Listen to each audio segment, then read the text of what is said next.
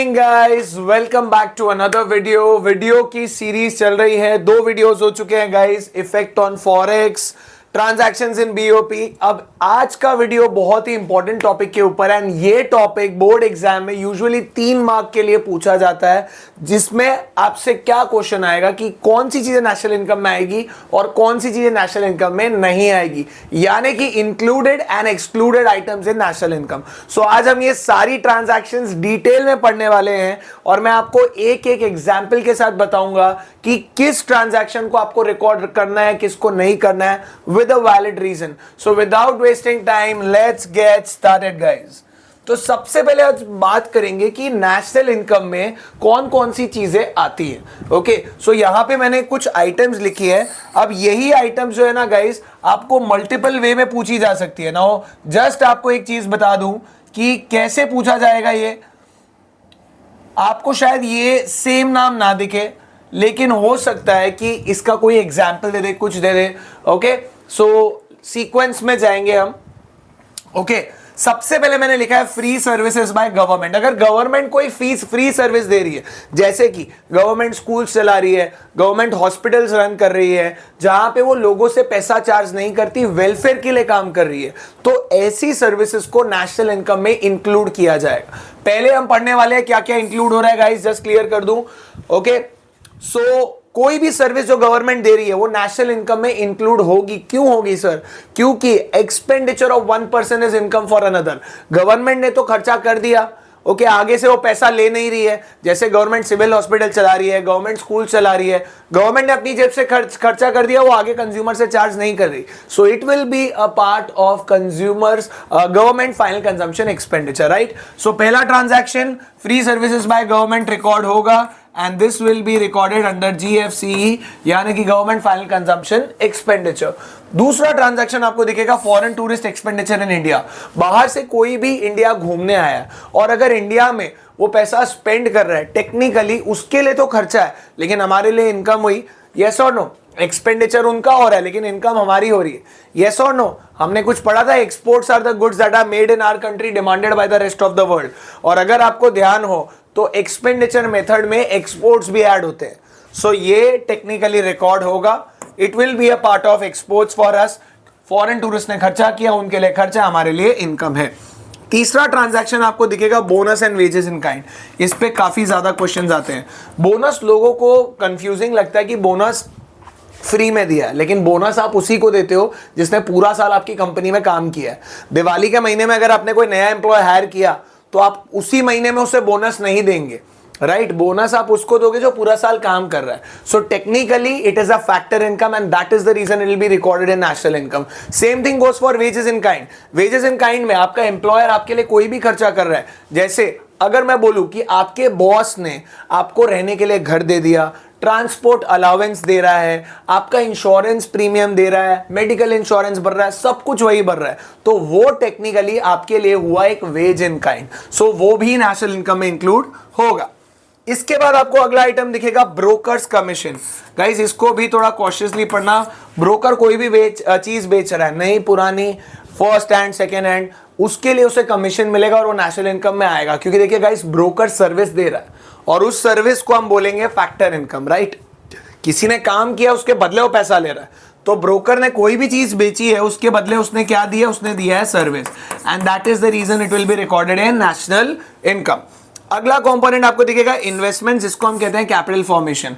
अब गाइस कोई भी टाइप का इन्वेस्टमेंट आपको दिखता है, GDCF अगर आपको ध्यान हो, gross domestic capital formation, expenditure method के अंदर कंपोनेंट आता है। उसमें कोई भी आपको बिजनेस इन्वेस्टमेंट दिख रहा है, रेजिडेंशियल इन्वेस्टमेंट दिख रहा है या पब्लिक इन्वेस्टमेंट दिख रहा है, तो वो नेशनल इनकम में आएगा। क्योंकि इन्वेस्टमेंट एक फाइनल एक्सपेंडिचर। अगर फाइनल गुड्स का डेफिनेशन पढ़ा हो तो उसमें क्लियरली लिखा होता है, final goods are those goods that are either used for consumption by households और investment by firms in the economy.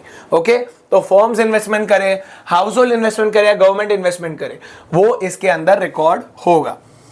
अगला ट्रांजैक्शन आपको दिखेगा Indian companies earning profit from abroad, तो इसको हम बोलेंगे फीफा। फीफा यानी कि factor income from abroad.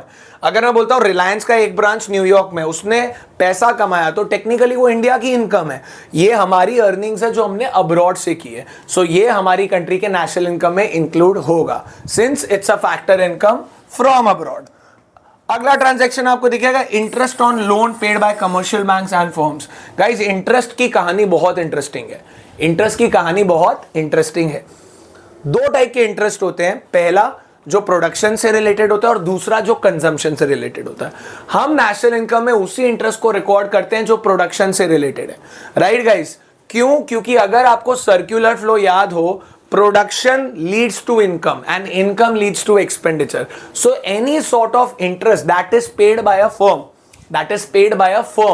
will be recorded in national income. जैसे कि कमर्शियल बैंक जो है वो भी एक तरीके का फर्म ही हुआ जो फंड्स को चैनलाइज कर रहा है इकोनॉमी में, और कोई भी फर्म पैसा लेता है बैंक से तो वो पैसा अपने प्रोडक्शन में लगाने वाला है, तो उसे भी हम नेशनल इनकम में इंक्लूड करेंगे, क्योंकि ये वो इंटरेस्ट है जो प्रोडक्शन से अराइज हो रहा है, ना कि कंजम्पशन से। Very clear? So any interest that is related to production will be included in national income. Alright guys, अगला पॉइंट आपको दिखेगा, एक और इंटरेस्ट का मैं पहले ले लेता हूं, इंटरेस्ट ऑन डिबेंचर्स। अब डिबेंचर्स सबको पता है क्या होता है। Debentures is nothing but kind of money that the company has raised for production. एक तरीके का पैसा जो कंपनी ने रेस किया है। डिबेंचर्स इशू करना मतलब पैसा रेस करना और उस पैसे को प्रोडक्शन में अप्लाई करना, प्रोडक्शन में यूज करना। तो कोई भी इंटरेस्ट अगर आपको डिबेंचर्स से मिल रहा है, वापस आपका पैसा प्रोडक्शन में लग रहा है, तो वो इंटरेस्ट नेशनल इनकम में इंक्लूड होगा। सो any interest on debentures that will be included in national income. Last point that you will see is imputed rent and imputed interest. Imputed word का मतलब होता है सेल्फ ओन। देखिए, बहुत simple सी चीज है। आज अगर मैं प्रोडक्शन कर रहा हूं तो सारे के सारे फैक्टर्स मैं हायर करूं ऐसा जरूरी नहीं है। बहुत सारे फैक्टर्स ऐसे हैं जो मैं खुद भी ओन करूंगा। ओके, जैसे अगर मेरा ऑफिस खुद का है तो मुझे रेंट नहीं देना पड़ेगा। अगर मेरा खुद का पैसा इन्वेस्टेड है, मैंने बैंक से लोन नहीं लिया है, तो मुझे इंटरेस्ट पे नहीं करना पड़ेगा। इन चीजों को अपने कहते हैं इंप्यूटेड रेंट और इंप्यूटेड इंटरेस्ट। ये नेशनल इनकम में क्यों रिकॉर्ड होंगे गाइस? क्योंकि लॉजिकल सी बात समझिए, फैक्टर तो यूज हो रहा है, आप पेमेंट नहीं कर रहे हो लेकिन फैक्टर तो आप यूज कर रहे हो ना। दुकान आपने भाड़े पे नहीं दिया, आप खुद यूज कर रहे हो, तो आप उसका भाड़ा तो कैलकुलेट करोगे कि नहीं भाई, मुझे एटलीस्ट इतना तो आना चाहिए, और वो मेरे प्रोडक्शन में यूज हो रहा है तो मैं खर्चों में उसे काउंट करूंगा।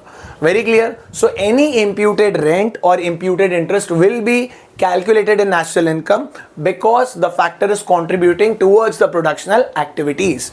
Right guys? So ये कुछ examples थे, कुछ चीजें अलग अलग वेज में पूछी जा सकती है। टेक्स्ट बुक में आपको देखेंगे बहुत सारे एग्जाम्पल्स जो इंक्लूड होता है। अब मैं आता हूं अगले चीज पे जो कि एक्सक्लूड होता है। अब एक्सक्लूड की लिस्ट आप देखेंगे तो काफी लंबी है। ऑलराइट गाइस, सो यहां पे सबसे पहले आपको दिखेगा विंडफॉल गेन।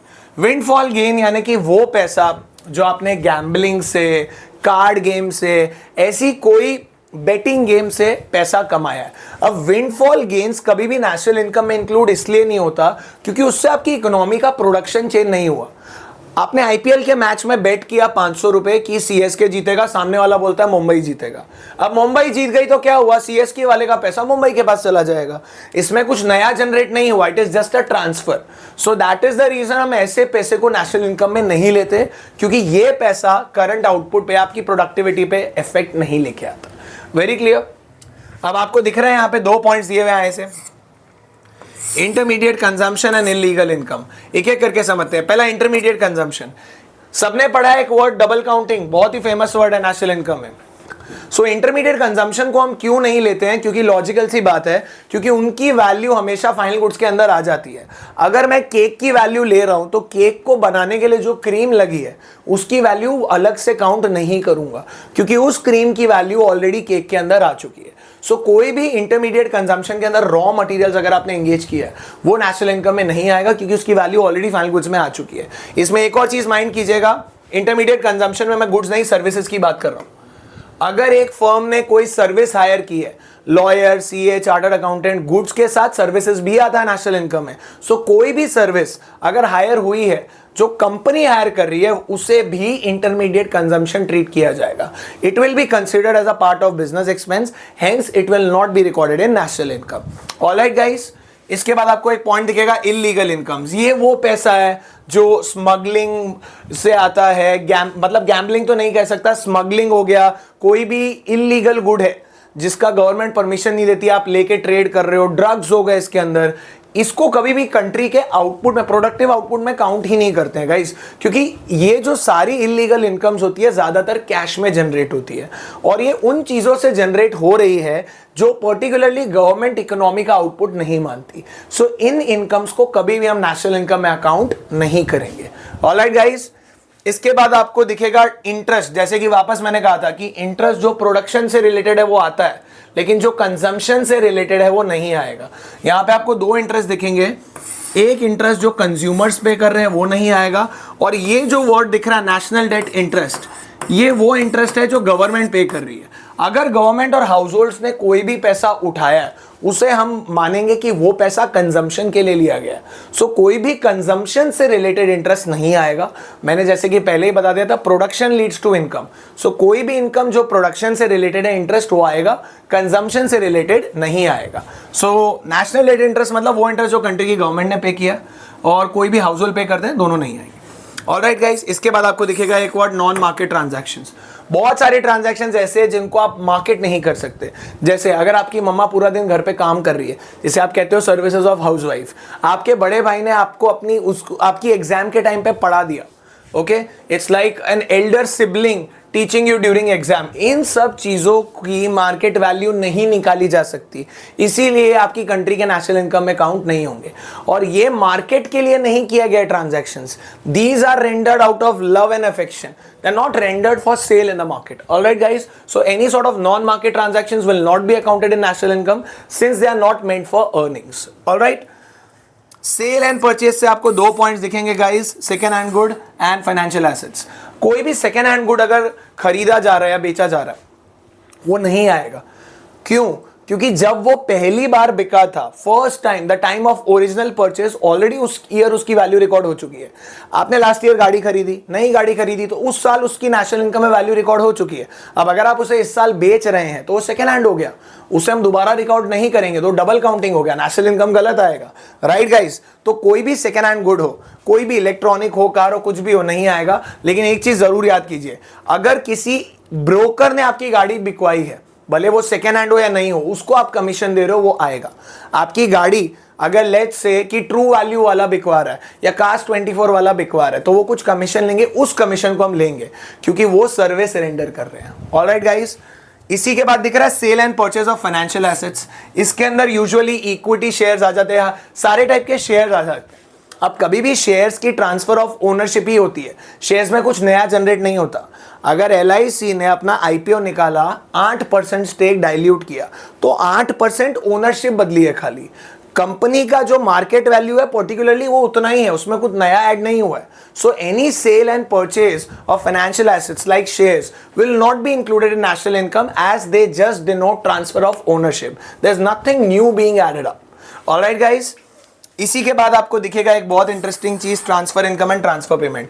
अब सबको पता है फैक्टर इनकम, ट्रांसफर इनकम क्या होता है। ट्रांसफर इनकम मतलब कि कोई चैरिटी हो गया, कोई डोनेशन हो गया, कोई तरीके की सब्सिडी हो गई, पॉकेट मनी हो गया, अनएम्प्लॉयमेंट अलाउंस हो गया, ऐसे सब एग्जाम्पल्स जो वन साइडेड पेमेंट्स है, जिसके लिए सामने से सर्विसेज रेंडर्ड नहीं की गई, ये कभी भी नेशनल इनकम में नहीं आते। क्योंकि नेशनल इनकम में हम सिर्फ कमाए हुए पैसे को लेते हैं, हम उस पैसे को कभी काउंट नहीं करते जो प्योरली एक ट्रांसफर हो, भले वो करंट ट्रांसफर हो या कैपिटल ट्रांसफर हो। So any sort of transfer income और transfer payment will not be included in national income. इसमें प्रिसाइजली टैक्स को ध्यान रखिएगा, कोई भी टैक्स आप पे कर रहे हैं, tax is a transfer payment, वो कभी भी नेशनल इनकम में नहीं आता। गाइस, टैक्स को कमाने के लिए गवर्नमेंट ने कुछ नहीं किया है, गवर्नमेंट आपके पैसे को यूज कर रही है इकोनॉमी डेवलप करने के लिए। So tax is purely a transfer payment. किसी भी टाइप का टैक्स आप देखेंगे नेशनल इनकम में, आप नो ही लिख देंगे और रीजन लिख देंगे, it is a transfer payment. Alright guys, अगला पॉइंट आपको दिखेगा कैपिटल गेन और कैपिटल लॉस। ये बहुत होता है, सर मैंने स्टॉक मार्केट में पैसा कमाया, स्टॉक्स लिए मैंने 2000 में, बेचे 3000 में, 1000 रुपए कमाया, क्या वो नेशनल इनकम में आएगा? नहीं आएगा। क्योंकि कोई भी स्पेक्यूलेटिव एसेट जैसे कि स्टॉक हो गया, गोल्ड हो गया, इक्विटीज हो गई, ये सब चीजें खाली आपको स्पेक्युलेटिव गेन्स देती है कि इनका भाव बदल रहा है, इससे इकोनॉमी का आउटपुट नहीं बढ़ रहा guys.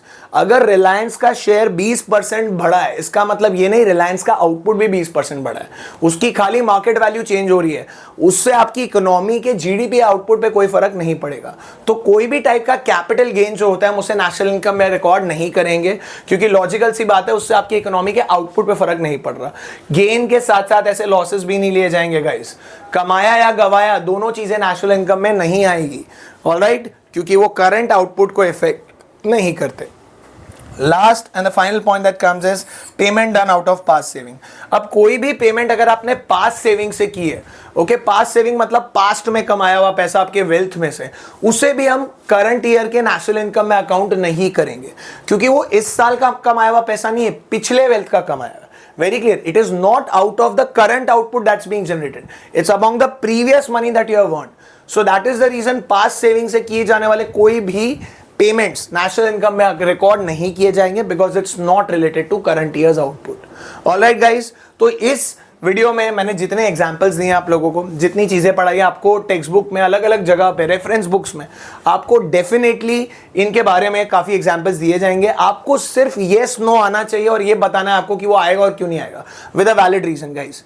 Okay, so I hope everyone enjoyed this video. ये वीडियो अच्छा लगा, और अगर आपको इससे रिलेटेड क्वेश्चंस चाहिए, ओके, सो कमेंट कीजिए नीचे वीडियो में questions, and I want everyone to like this video. इस वीडियो पे जितने व्यूज है, अगर उतने लाइक्स आएंगे तो मैं आपको बहुत ही अच्छे क्वेश्चंस दूंगा जो टेक्निकली आपको किसी भी रेफरेंस बुक में नहीं मिलेंगे। Okay, so that's all for the day, see you, tata, bye bye.